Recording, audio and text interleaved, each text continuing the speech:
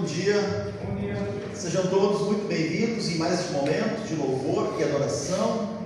Mais uma vez nos reunimos como irmãos e irmãs na fé, na casa de Deus, onde queremos louvar e agradecer a Ele pelas bênçãos, pelas graças recebidas.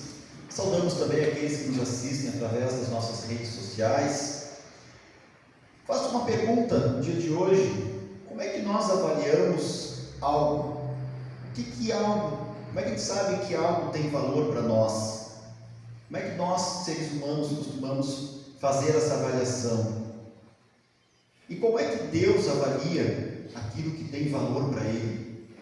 Como é que nós fazemos isso e como é que Deus faz isso? Então, no dia de hoje, nós queremos meditar um pouco a respeito do que é precioso para Deus, o que é valioso para Deus e como que nós avaliamos as coisas também, para ver se existe alguma diferença com relação a isso. Hoje nós queremos celebrar o culto do 9º domingo após o Pentecostes, e eu convido a darmos início a este nosso momento de louvor e adoração, cantando o primeiro hino. Um abençoado culto para todos nós.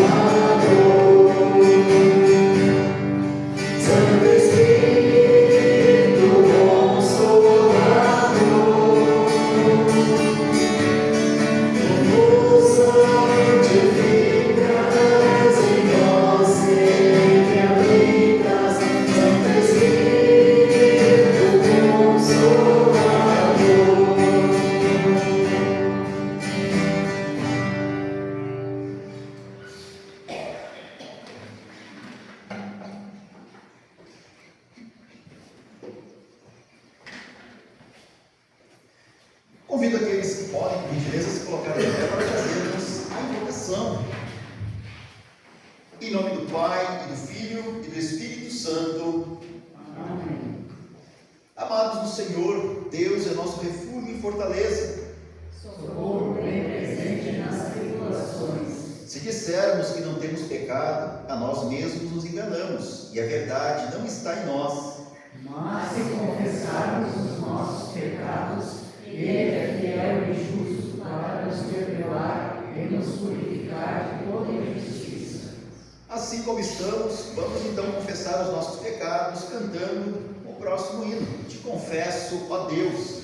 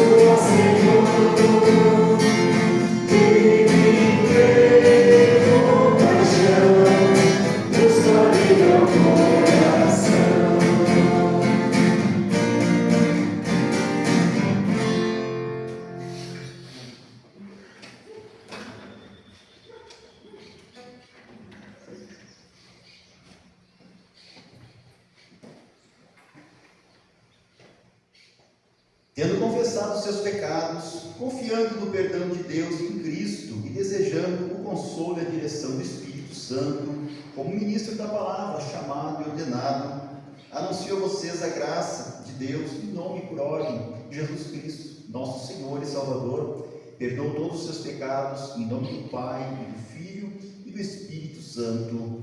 Amém. O introito para este dia é o Salmo 125. Convido a fazermos a leitura conforme segue. Aqueles que confiam em Deus, o Senhor, são como o monte de Sião, que não pode ser abalado, mas continua sempre firme. Como as montanhas estão em volta de Jerusalém, assim o Senhor está ao redor do seu povo, agora e sempre. Os maus não governarão para sempre a terra do povo de Deus. Se os maus governassem, até os bons começariam a fazer o mal. Ó Senhor Deus, seja bondoso para aqueles que são bons, para os que obedecem aos teus mandamentos. Porém, quando castigares os maus, Castiga também aqueles que abandonam os teus caminhos, que a paz esteja com o povo de Israel. Aceita, Senhor, a oração e o louvor de nós, teus filhos, te oferecemos neste culto, por Jesus Cristo, nosso Senhor, que vive e reina contigo, com o Espírito Santo, um só Deus, para todos sempre. Amém. Podem sentar-se, por gentileza. Queremos ouvir as leituras bíblicas para o dia de hoje. E a primeira leitura do Antigo Testamento, está registrada no livro de Deuteronômio, capítulo 7, versículos 6 a 9. Assim está escrito: Pois vocês são o povo escolhido pelo Senhor nosso Deus. Entre todos os povos da terra, Ele escolheu vocês para serem somente dele. O Senhor Deus os amou e os escolheu, não porque vocês são mais numerosos do que outros povos. De fato, vocês são menos numerosos do que qualquer outro povo, mas o Senhor os amou e com a sua força os livrou do poder de Faraó, o rei do Egito, onde vocês eram escravos. Ele fez isso para cumprir o juramento que tinha feito aos nossos antepassados. Lembrem, porque o Senhor nosso Deus é o único Deus. Ele é fiel e mantém a sua aliança. Ele continua a amar por 1000 gerações aqueles que o amam e obedecem aos seus mandamentos. Até aqui a leitura do Antigo Testamento. Próxima leitura da Epístola, registrada na carta de Paulo aos Romanos, capítulo 8, versículos 28 a 39.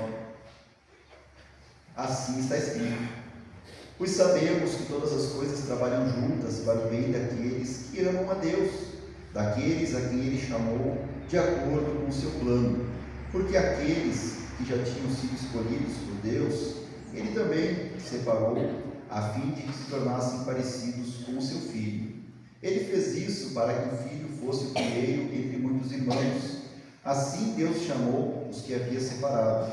Não somente os chamou, mas também os aceitou.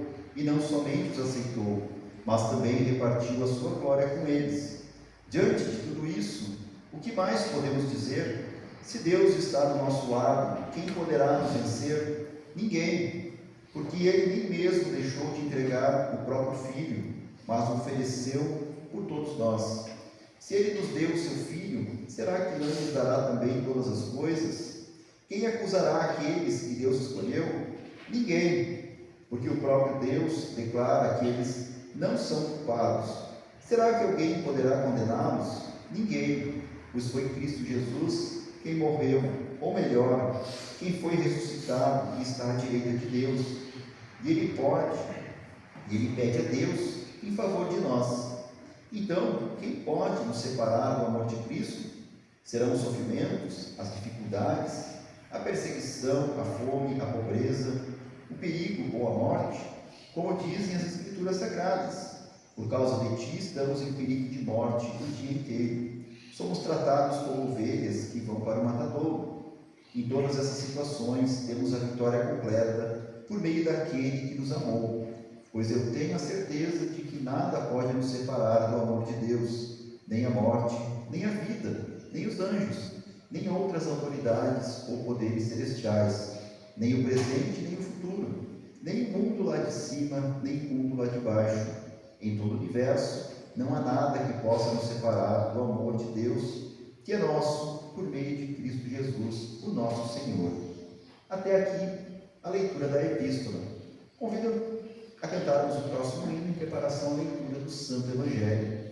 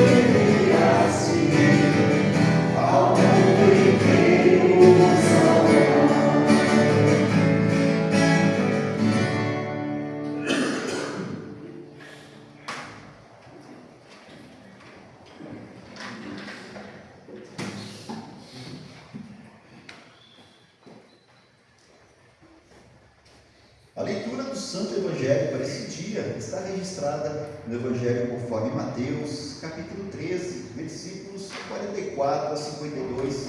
Convido aqueles que podem, por gentileza, colocar de pé em sinal de reverência enquanto fazemos a leitura do Santo Evangelho. Assim está escrito: o reino do céu é como um tesouro escondido num campo, que certo homem acha e esconde de novo. Fica tão feliz que vende tudo que tem e depois volta e compra um campo. O reino do céu é também como um comerciante que anda procurando pérolas finas. Quando encontra uma pérola que é de mesmo grande valor, ele vai, vende tudo que tem e compra a pérola. O reino do céu é ainda como uma rede que é jogada no lago. Ele apanha peixes de todos os tipos e, quando está cheia, os pescadores a arrastam para a praia e sentam para separar os peixes. Os que prestam são postos dentro dos cestos, e os que não prestam são jogados fora. No fim dos tempos também será assim. Os anjos sairão e separarão as pessoas más das boas, e jogarão as pessoas más na fornalha de fogo. E ali elas vão chorar e ranger os dentes de desespero. Então Jesus perguntou aos discípulos: vocês entenderam essas coisas? Sim, responderam eles. Jesus disse: pois isso quer dizer que todo mestre da lei que se torna discípulo no reino do céu é como um pai de família que tira do seu depósito coisas novas e coisas velhas. Até aqui, a leitura do Santo Evangelho. Convido a confessarmos a nossa fé com as palavras do Credo Apostólico.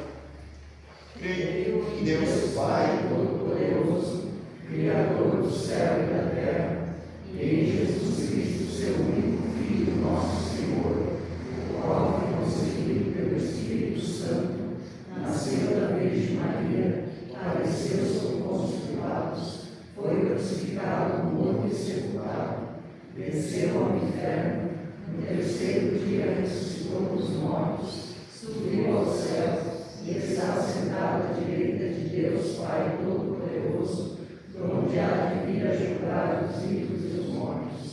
Creio no Espírito Santo, na Santa Igreja Cristã, na comunhão dos santos, na remissão dos pecados, na ressurreição da carne e na vida eterna. Amém.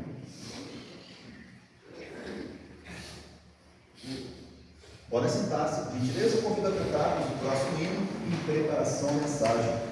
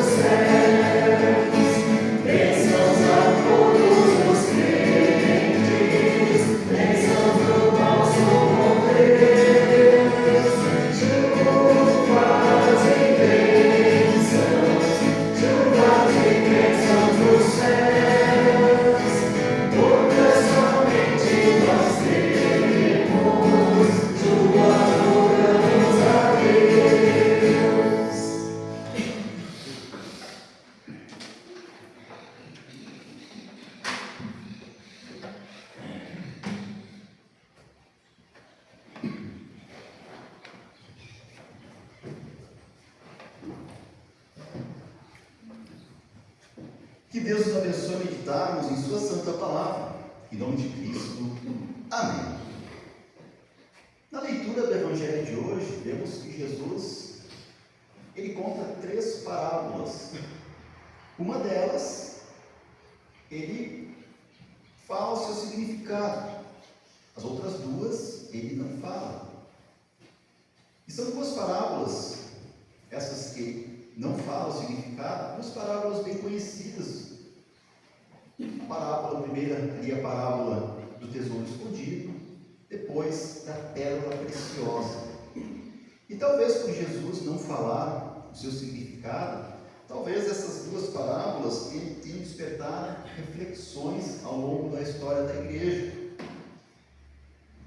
Então, diferente das parábolas que aparecem nesse capítulo, esse capítulo, na verdade, Jesus está falando sobre as parábolas do reino, conhecidas em parábolas do reino. comparando o reino de Deus com algo. Vemos que aqui, essas duas parábolas, em específico, elas têm um significado que geralmente tem interpretação conhecida ao longo dos tempos, afirmando que o homem que encontra o tesouro escondido representa o cristão quando ele encontra o reino de Deus. Quando ele encontra o reino de Deus.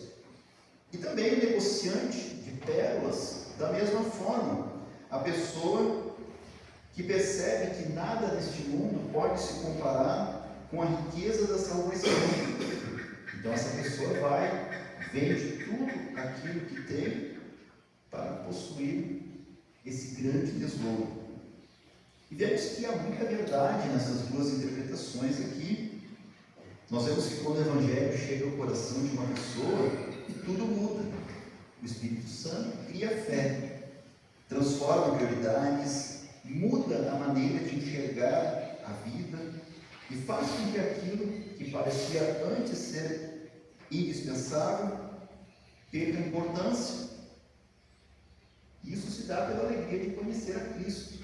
E vemos que o apóstolo Paulo ele escreve que tudo aquilo que antes parecia lucro passa a ser considerado perda por causa da excelência do conhecimento de Cristo Jesus.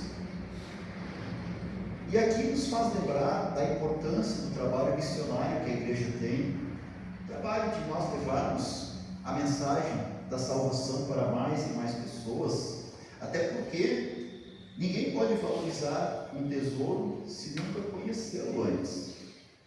E nós vemos que através da pregação da palavra é que Deus revela esse tesouro maravilhoso para as pessoas. É ouvindo o Evangelho que o Espírito Santo cria fé no coração das pessoas e conduz os pecadores ao reino dos céus. Mas tudo bem, se nós olhássemos de uma forma diferente, como Jesus mesmo disse no final do texto de hoje, ele disse que pode ser tirado coisas novas de coisas velhas.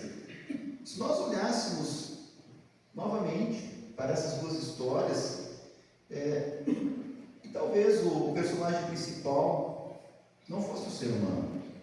Talvez o personagem aqui, o homem que vende tudo para adquirir o tesouro, e se ele fosse o próprio Cristo? Nós vemos que a Bíblia inteira ela vai mostrar que Deus sempre teve a iniciativa. Vemos que não é o pecador que procura Deus, é Deus quem procura o pecador. Quando nós vemos com Adão e Eva, quando eles cometem o pecado, o que acontece? Eles se escondem, mas Deus vai ao encontro dele. O que Deus faz quando chega lá no jardim? Ele pergunta: Adão, onde está você? Então vemos que mesmo tendo desobedecido a Deus, o Criador vai ao encontro da criatura. Quando nós olhamos a parábola também da ovelha perdida, nós vemos que é o pastor que vai ao encontro da ovelha. Parábola do filho pródigo, quando o filho retorna, vemos que é o pai quem sai correndo e vai ao encontro do filho. E vemos que quando nós estávamos caídos em pecados, foi Deus quem veio ao nosso encontro. Então nós vemos que aqui talvez seja justamente isso que Jesus está nos ensinando neste texto de hoje. Aqui nós vemos que o tesouro escondido somos nós. A pérola preciosa somos nós. Não porque nós sejamos perfeitos, jamais, longe disso. Não porque sejamos bons, nós não somos. Não porque a gente mereça, e a gente sabe, a gente não merece, mas porque nós somos profundamente amados por Deus. E aí que está o valor. Existe uma diferença enorme entre a maneira como Deus mede o valor das coisas e a maneira como nós medimos. As perguntas que eu fiz no início do culto de hoje: como é que nós medimos o valor das coisas? E como é que Deus mede o valor das coisas? Nós costumamos avaliar o valor das coisas pela sua aparência, pelo seu estado de conservação, quanto custa. a quanto isso vai me atender, qual é a utilidade que possui. Mas nós vemos que Deus mede o valor das coisas pelo amor que Ele tem por elas.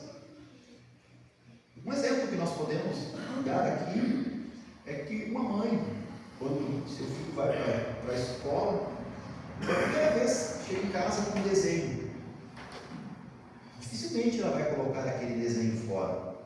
Talvez para alguma outra pessoa aquilo fosse um papel rabiscado sem valor algum. Mas para aquela mãe, pelo amor que ela tem por aquele filho, aquilo é um tesouro. E da mesma forma, nós somos assim para Deus. Nós somos um tesouro. Depois da queda em pecado, nós sabemos que a humanidade ela ficou marcada pela culpa, pelo pecado, pela morte. Nós perdemos totalmente a nossa comunhão com Deus. Mas, aos olhos do mundo, quando olhamos, talvez somos pessoas cheias de falhas. Muitas vezes, aos nossos próprios olhos, nós nos sentimos indignos. Quantas pessoas vivem acreditando que não tem valor? Quantas carregam culpas antigas? Quantas pensam que Deus já desistiu delas? Mas Deus nunca deixou de olhar para a humanidade como uma obra preciosa de suas mãos. Aquilo que estava perdido nunca deixou de ser amado por Deus. Aquilo que estava escondido nunca deixou de ser precioso. E aquilo que estava coberto pelo pecado nunca deixou de ser objeto do amor de Deus. E por isso vemos que o rei faz algo impensável. O Filho de Deus, ele deixa a glória eterna. Aquele que antes era adorado pelos anjos, entra na nossa história. Aquele que era o Senhor do universo, ele nasce numa manjedoura. O Criador se torna criatura. O Rei se torna servo. O Santo carregou o pecado dos pecadores. E o justo, ele morre pelos injustos. E vemos que Jesus abriu mão de tudo. Não porque ele precisava, não porque faltava algo para ele, mas porque havia um tesouro que ele desejava resgatar. E esse tesouro era eu, era cada um de vocês, era a humanidade inteira. Então vemos que na parábola, o homem que vende tudo para adquirir o campo e ficar com o tesouro, podemos ver que é o próprio Jesus. Porque Jesus, ele entregou tudo. Entregou sua honra, entregou sua glória, o seu conforto, o seu corpo, entregou o seu sangue e entregou a sua vida. O preço não foi pago com ouro ou com prata. O preço custou o sangue de Jesus, o precioso sangue do Filho de Deus. E esse preço, ele revela o quanto nós somos valiosos para Deus. Percebam bem, nós não somos valiosos porque Cristo morreu por pessoas importantes. Nós somos preciosos porque Cristo decidiu nos amar. Quando Adão e Eva pecaram, Deus podia simplesmente ter abandonado. Olha, agora vocês sigam por conta própria. Mas não. Mesmo assim, Deus decidiu amar. Deus decidiu fazer algo que jamais seria impensado. Enviar o seu próprio Filho para tomar sobre si o pecado, sofrer a ira de Deus, nosso pecado ser colocado na conta de Jesus, e lá na cruz ele sofrer a ira de Deus, pagando o preço dos nossos pecados com a sua vida, com o seu martírio. Interessante nós analisarmos a coisa por esse viés. Nós vemos o quanto Deus nos ama, o quanto nós somos valiosos. Então vemos que a nossa salvação não está baseada no quanto conseguimos amar a Deus. Jamais, se fosse por isso, nós não teríamos nada. Vemos que ela está fundamentada no quanto Deus nos amou primeiro, a iniciativa que Deus teve. É isso que João escreve lá na sua carta, lá no 1 João 4,10, ele escreve o seguinte: e o amor é isso, não fomos nós que amamos a Deus, mas foi Ele que nos amou e mandou o seu Filho, para que por meio dele os nossos pecados fossem perdoados. Talvez hoje, neste culto, alguém tenha vindo se sentindo pequeno, cansado, talvez se sentindo sem importância. Talvez alguém esteja pensando que já falhou demais, que já decepcionou muita gente, ou talvez que Deus até esteja cansado dessa pessoa. Se assim for, se alguém estiver se sentindo assim, olhe para a cruz novamente. Sempre que se sentir assim, olhe para a cruz, porque na cruz, definitivamente você vai saber o quanto você vale para Deus. Você vale o sangue do próprio Filho de Deus que foi derramado por você. Você é o tesouro que Deus resolveu resgatar. Você é a pérola que Ele não abandonou. E não porque você merece, mas porque Ele ama você com amor eterno. Esse é o valor que nós temos para Deus. E é justamente porque nós fomos encontrados por Cristo que agora nós também encontramos nele o maior tesouro da nossa vida. Então nós vemos que as duas interpretações dessas parábolas, elas não competem entre si. Na verdade, elas se complementam. Nós só reconhecemos Cristo como nosso maior tesouro porque nós somos encontrados por Ele. E nós só o escolhemos porque antes fomos escolhidos por Ele. Nós só o amamos porque nós fomos primeiramente amados por Ele. E por isso nós podemos viver com alegria, mesmo em meio às dificuldades aqui deste mundo, aqui desta vida. Por quê? Porque nós sabemos quem nós somos. Nós somos filhos de Deus, nós somos perdoados, nós somos resgatados, somos parte do reino de Deus. Nós somos o tesouro precioso do nosso Salvador. E como Paulo diz, nada poderá nos separar deste amor que foi revelado em Cristo Jesus, o nosso Senhor. Que assim seja. Amém. E que a paz de Deus, que excede qualquer entendimento, guarde os nossos corações e mentes em Cristo Jesus, para a vida eterna. Amém. Cria em mim, ó Deus, um puro coração e renova em mim espírito reto. Não me lances fora da tua presença e não retires de mim o teu Espírito Santo. Torna dar-me alegria da tua salvação e sustém-me com voluntário Espírito. Amém. As nossas ofertas, elas fazem parte do nosso culto a Deus. As nossas ofertas demonstram a nossa gratidão a Deus. Gratidão por tudo aquilo que nós somos, tudo aquilo que nós temos, pelas bênçãos recebidas. Então, se eu sou grato por aquilo que Deus me dá, eu quero também ofertar com alegria.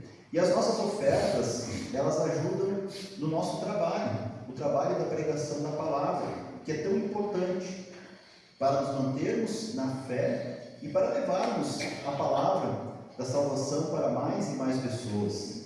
Então, neste momento, eu convido com muita alegria para virmos até o altar do Senhor trazer as nossas ofertas de gratidão enquanto cantamos o próximo hino.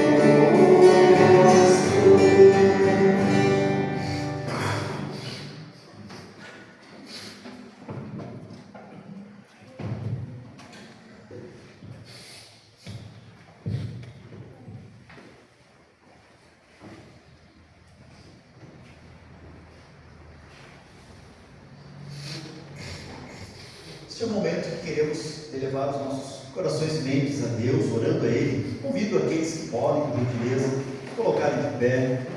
Neste momento queremos juntar nossas mãos, fechar os nossos olhos, baixar as nossas cabeças, na certeza de que Deus nos escuta. E a Ele trazermos a nossa oração, a nossa gratidão por todas as bênçãos, por todas as graças. Mas Deus também quer nos abençoar em nossas dificuldades. Não queremos trazer as nossas pesadas cargas neste momento, na certeza de que Ele nos dará o verdadeiro descanso.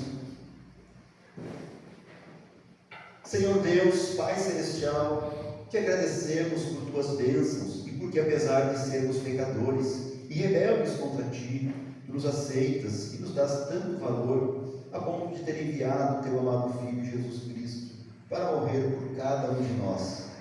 Te pedimos, Senhor, que não permitas que sofrimentos e tristezas nos afastem do teu grande amor, mas que sempre possamos confessar a Jesus como nosso Senhor e Salvador diante de todas as pessoas e viver de maneira agradável a ti, sabendo que tu sempre estás conosco por teu amor e perdão. Pedimos ainda ao Senhor que abençoes nossa família, nosso trabalho e nosso país. Abençoa especialmente a tua igreja, que somos todos nós, para que possamos cada vez mais e melhor levar Cristo para todos. Socorre, Senhor, os que estão em sofrimentos, dificuldades e enfermidades. Busca através de nós aqueles que estão afastados de Ti e da verdadeira fé, para que ajudemos uns aos outros no caminho da salvação.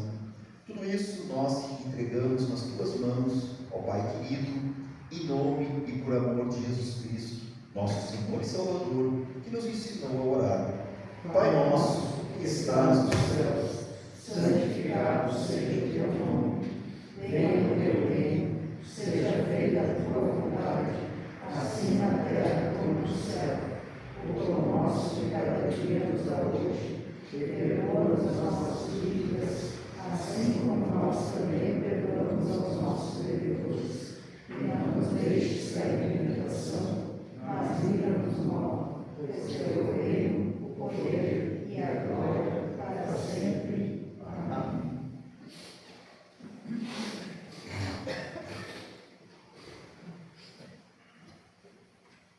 O nosso Senhor Jesus Cristo, na noite que foi traído, tomou o pão e, tendo dado graças, partiu e deu seus discípulos, dizendo: tomai e comei, este é o meu corpo, que é dado por vós, fazei isto em memória minha. E semelhantemente também, depois da ceia, tomou o cálice e, tendo dado graças, me entregou, dizendo: bebei todos este cálice é o novo testamento do meu sangue, que é derramado por vós para a remissão dos pecados. Fazei isso quantas vezes beberdes em memória minha. A paz do Senhor esteja com vocês para sempre. Amém. Cordeiro de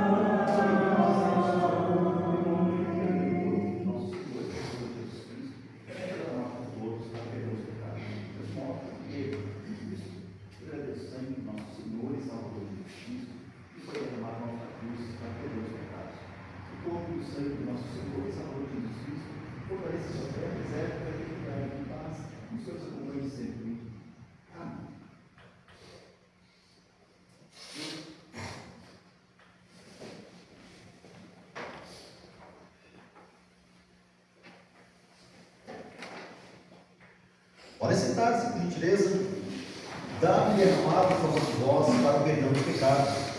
Na ceia do Senhor recebemos o verdadeiro corpo, o verdadeiro sangue do nosso Senhor e Salvador Jesus Cristo para ser comido e para ser bebido. E neste momento recebemos perdão para os nossos pecados, fortalecimento para a nossa fé e para a certeza de que Jesus foi preparado um lugar especial para cada um de nós. Podem vir porque tudo já está preparado.